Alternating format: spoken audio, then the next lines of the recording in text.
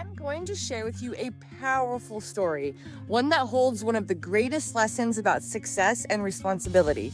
Have you ever heard the story of the talents? There once was a master who had 3 servants. Before leaving on a journey, he entrusted each of them with a sum of money, known as talents. Back then, a single talent was incredibly valuable, with years of wages.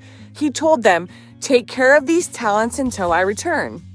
To the first servant, he gave 5 talents. To the second, he gave 2 talents. And to the third, he gave 1 talent. Now here's the key part. He gave each servant talents according to their ability. He knew exactly what they could handle.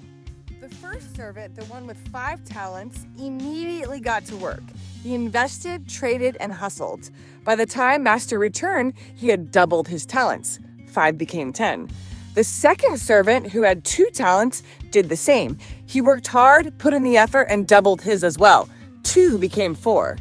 But the third servant, the one with just 1 talent, was afraid. He thought, what if I lose it? What if I mess up? So instead of taking action, he went outside, dug a hole in the ground, and buried the talent to keep it safe. When the master returned, he called the servants to settle accounts.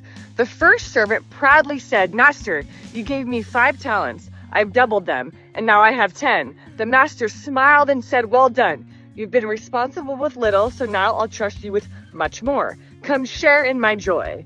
The second servant stepped forward and said, "Master, you gave me 2 talents, and I have earned 2 more. Here are 4 talents."